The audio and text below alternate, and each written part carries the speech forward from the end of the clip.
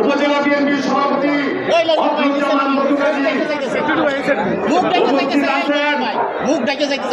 আমাদের উপজেলা বিএনপির সাবেক সভাপতি গোলাম রব্বানী, সাবেক সভাপতি মুখলেসুর রহমান খান, উপজেলা বিএনপির বন্ধুরা, সবাইকে আমার অন্তঃস্থল থেকে আন্তরিক কৃতজ্ঞতা অভিবাদন জানাই।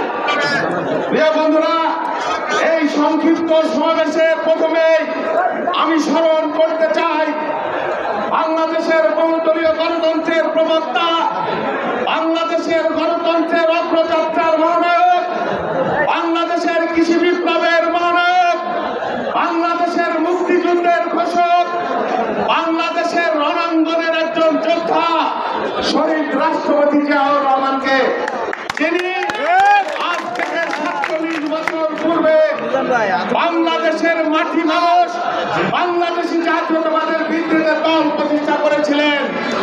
সেই দল নজরুলের নেতৃত্বে যে মিছিল, সেই মিছিলকে এখানে আসবার জন্য হাসান নজরুল তোমাদের মিছিল এখানে অবস্থান করো।